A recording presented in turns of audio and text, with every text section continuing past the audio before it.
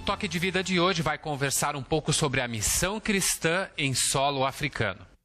O nosso convidado é o reverendo Carlos Walter Winterle, pastor luterano que atua há 10 anos em solo africano e conhece muito bem a realidade local. Nós vamos falar sobre história, atuação e perspectivas. Acompanhe conosco.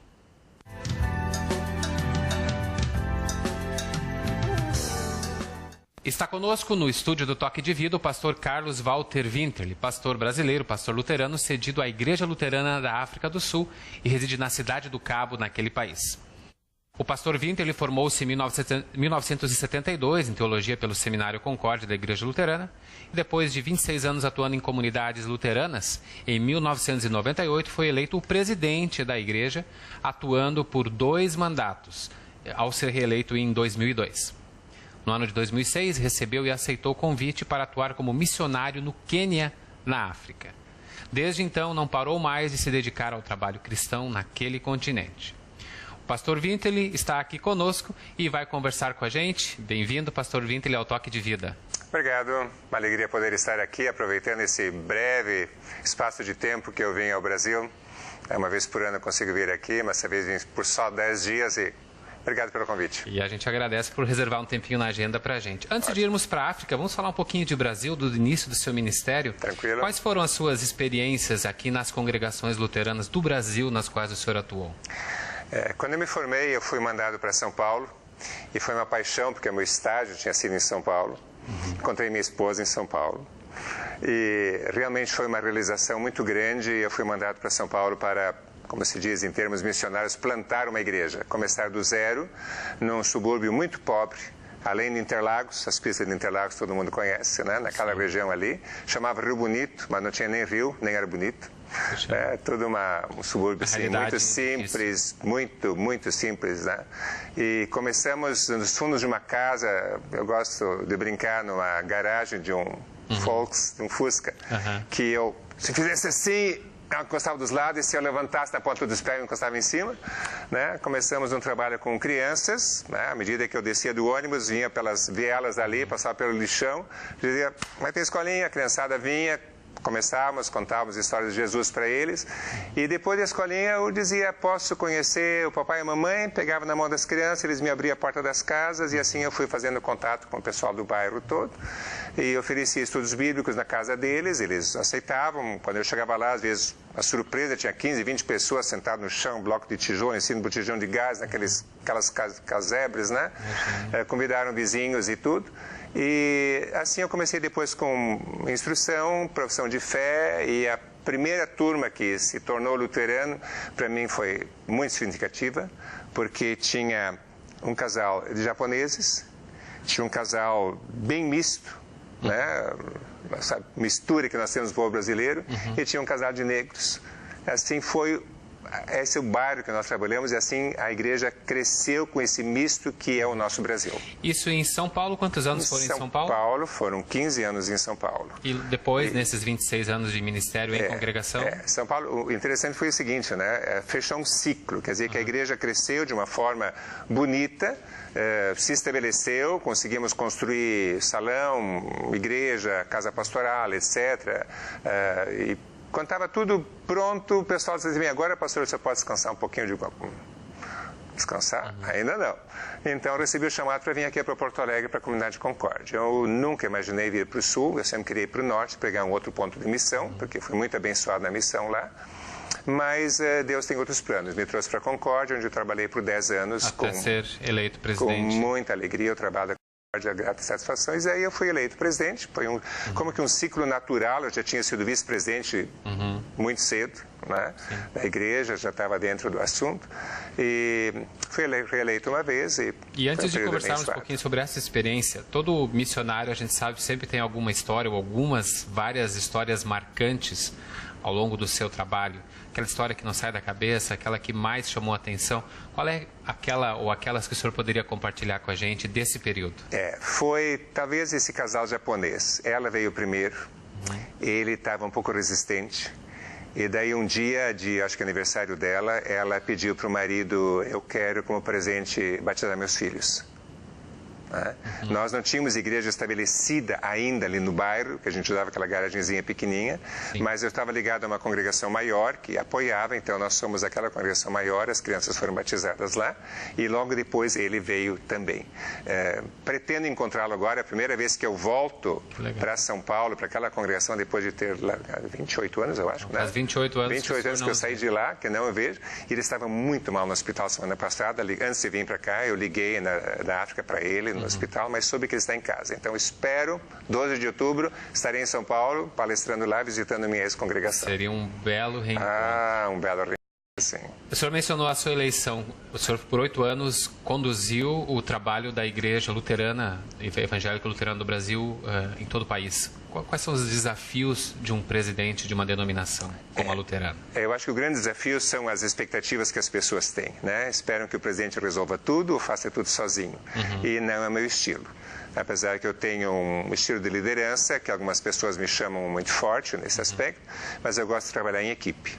Então, trabalhamos como um colegiado, em que eu, na primeira reunião da diretoria, juntamente com departamentos e pessoas da editora e outras, né, eu disse assim, olha, eu não tenho a pretensão de saber tudo ou fazer tudo nessas áreas, minhas áreas são especializadas, mas eu gostaria de saber o que está acontecendo. Significa cada um tem a liberdade de agir na sua área de ação, o tesoureiro, o secretário, a pessoa da editora, etc. Mas eu gostaria sempre de ser consultado e informado o que está acontecendo. E as decisões acaba sendo a pessoa que é mais procurada e mais visada e precisa ter as informações justamente para levar adiante. E precisa ter o tempo, eu não podia perder tempo, às vezes, com coisas que não eram do meu métier. Né? E funcionou muito bem. Eu acho que o trabalho em colegiado funcionou muito bem, foi uma experiência gratificante. E como pastor que começou na missão, certamente nesses 8 anos também, muitas foram as iniciativas missionárias, eu imagino, da sua gestão. Sim, você perguntou há pouco o que mais marcou. Na minha gestão, o último estado brasileiro que a Igreja Luterana ainda não se fazia presente, começou com pastor em Macapá. O estado do Amapá. Amapá.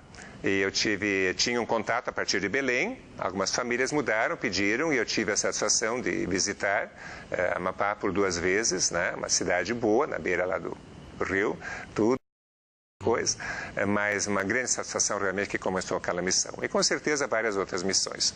O outro grande desafio que eu acho que tem que ser mencionado foi a época da independência financeira da igreja, porque ainda vinha muito subsídio dos Estados Unidos, principalmente para a educação teológica, e foram 10 anos, já começou antes do meu, mas completou durante o meu mandato, em que a Igreja Irmã dos Estados Unidos, simplesmente cada ano foi cortando, e chegou no ano 2000, nada mais. Necessidade da responsabilidade. E foi esse momento também do centenário, que nós celebramos o centenário do início do trabalho aqui, que foi em 1900, e o centenário do seminário, em 2003, e o centenário da IELB, da Fundação da Igreja, em 2004, a Fundação Oficial da Igreja, em 2004, em que tivemos um grande culto em Gramado, com 15 mil pessoas, representantes de todos os estados, vieram ônibus de Rondônia, né?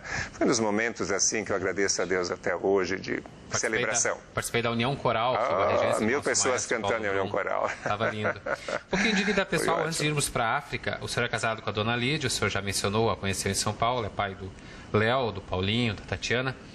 A experiência internacional, pelo que eu vejo, está no sangue. A gente conversava antes, né? O senhor teve uma época da vida em que quase uma parte da família estava num continente diferente. Como é que é essa internacionalização da família? Foi uma coisa, sabe que eu tinha uma experiência faz 3 anos atrás agora, eu acho, né? No mês de junho, eu estive em 4 continentes. Eu fui chamado, eu estava na África do Sul, fui chamado para uma reunião aqui em Porto Alegre, tivemos várias reuniões, etc, coisa mais. Daí voltei, dei um culto aqui, daí voltei para a África do Sul, dei um culto lá.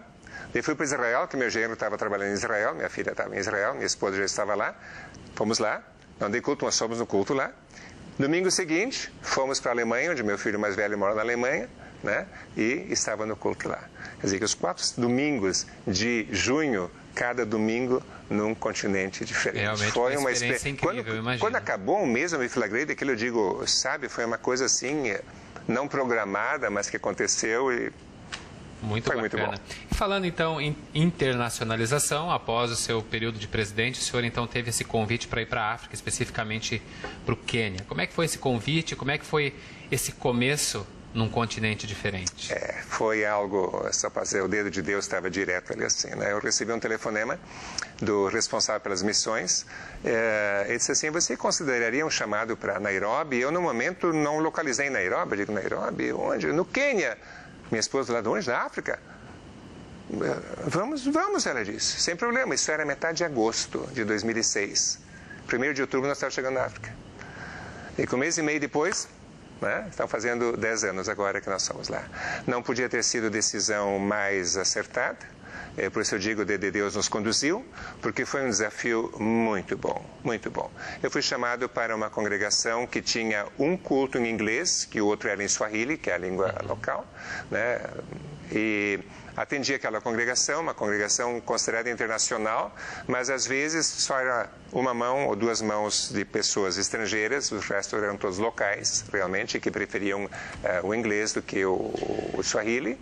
E às vezes tinha mais gente, porque o pessoal em trânsito pela ONU, ou pela Federação Luterana Mundial, ou por outras entidades, a igreja estava muito bem localizada, no centro da cidade, na praça principal da cidade. Quem vinha do aeroporto via aquela igreja bonita, né, frequentava ali. Então seria um encontro das águas ali, de diversos continentes. Sem tirar nem pôr. Seria muito fácil meu trabalho, pelo que eu fui chamado para fazer, mas eu sou inquieto. Então, logo perguntei quais outros desafios que existem, e tinha 2 congregações nas favelas. A Kibera é considerada a maior favela da África até hoje, Kavanguara era outra. Tinha trabalhos com crianças, principalmente crianças órfãs da raiz, e começamos a trabalhar com esse serviço social lá também. Antes nós falamos de episódios marcantes, eu lembro, em 2009, se não me engano, repercutiu inclusive nos veículos de imprensa daqui, um momento muito tenso que o Quênia viveu, inclusive igrejas queimadas, igrejas luteranas queimadas. Eu lembro que o senhor viveu esse momento lá. Como é que foi estar naquele momento de tumulto social no país? Foi 2007 para 2008, né? A eleição foi logo depois do Natal, e foi uma coisa... eu sempre digo que nós ficamos em prisão dentro da nossa própria casa praticamente um mês, janeiro, e fevereiro o chefe da missão lá nos mandou de por um mês, ficamos fevereiro aqui, e voltamos no dia que assinaram o acordo de paz. Mas foi algo assim, nós não pudemos ir para a igreja por 2 domingos, porque as ruas estão bloqueadas, mais de 1000 pessoas foram mortas. A nossa igreja de Kibera, onde a gente trabalhava também, ela foi queimada, conseguiram apagar, mas a escola foi totalmente queimada, totalmente, né? Só sobraram as paredes. O momento talvez que eu mais senti, porque a gente dentro de casa estava seguro, mas acabou os mantimentos, a gente veio para o supermercado, então uma vizinha disse assim, olha, o mercado ali está aberto hoje, fui lá, silêncio constrangedor na rua, dentro do mercado, tudo, filas, a gente ia para uma prateleira, não tinha mais nada, pegamos um pouco de coisa, farinha para fazer pão em casa, aquela coisa, tudo mais assim, né? Pagamos e voltamos para a segurança do lar. E daí um dia eu fui para a igreja de novo, era 20 quilômetros, né, onde a gente morava até a igreja, bem no centro da cidade, e no caminho tinham assassinado uma pessoa do governo lá, um deputado, alguma coisa assim, né? E um serviço de segurança que tínhamos, ele me ligou na hora e disse, dá meia volta e vai para casa. Não te arrisca. E foi daí que foi tomada a decisão de precisamos sair do país, e descemos do país. Saímos chorando porque a gente tinha para onde ir, e o povo de lá não tinha para onde ir. O pastor local, Swahili, que me ajudava, a gente tinha contato por telefone, ele uma manhã me ligou e disse assim, essa noite mataram 6 no portão da minha casa. Ele falou, né? Eu também não posso sair para comprar mantimentos, nem coisa assim. Então foi muito tenso, foi mais tribal do que político, apesar que eram 2 partidos, mas um partido uma tribo, outro partido outra tribo, né? Porque o candidato que perdeu não se conformou e chamou o povo às ruas para realmente as vias de fato, né? E acabou gerando. E as armas que eles tinham eram machetes, facões grandes, era negócio de amputar, etc. Não eram armas de fogo, né? Então, o diretor do hospital deu uma entrevista na TV, disse assim, eu nunca vi tanta gente mutilada, sem orelha, sem nariz, sem braço, sem perna, simplesmente foi triste, foi uma experiência. Mas depois voltamos e ficamos mais 3 anos lá, e depois trabalhando. Voltaram, seguiram esse trabalho e em seguida o convite para a África do Sul.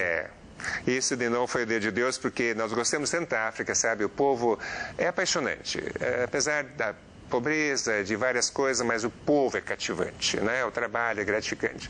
E minha esposa e eu tínhamos decidido em oração e dissemos, olha, se Deus quiser que a gente fique na África, estamos dispostos a ficar. esse episódio. Daí eu mandei um e-mail para o diretor de missão, que morava na África do Sul naquela época, tinha mudado. Eu disse assim, olha, nós estamos dispostos a ficar na África se tiver alguma chance. Faltava um ano para vencer o meu contrato, né? Se tivesse escrito ontem, eu não teria resposta. Mas como você escreveu hoje, esteve aqui o presidente da igreja pedindo um candidato para a cidade do Cabo, que estão sem candidatos, falta pastores locais e coisa mais. E quando eu mencionei teu nome, ele disse, o Walter, conheço, se ele quiser vir, é bem-vindo. E estamos lá. Por 5 anos... Por um dia. Estamos já há 5 anos e foi renovado, agora estamos no 6º ano, foi renovado até final do ano que vem. E depois disso, Deus sabe o que vai acontecer. Cidade do Cabo, que é a cidade mais ao sul do continente Mais ao sul do continente, é realmente onde o vento faz a curva, que os portugueses chamaram primeiro de Cabo das Tormentas, né? E depois o rei de Portugal chamou de Cabo da Boa Esperança, porque tinha esperança de fazer a curva e atingir as Índias. Isso antes de descobrir o Brasil, né? E diz a história, não sei como é, que Pedro Álvares Cabral queria fazer o mesmo trajeto e os ventos trouxeram ele até o Brasil. Então, o Brasil foi descoberto e os nossos locais foram chamados de índios. Por quê? Porque ele achou que tinham chegado. Né? Tá? Então, estamos num lugar histórico lá. Né? Legal. A gente vai fazer uma pausa agora, Pastor Winther, a gente vai fazer uma pausa no Toque de Vida. Depois, no próximo bloco, a gente vai para esse novo capítulo, África do Sul, e também a missão dentro do outro país africano, Moçambique. E a gente vai encerrar esse bloco com um pequeno vídeo que mostra um pouco da missão e do trabalho que lá é feito. Confere aí e daqui a pouco a gente volta.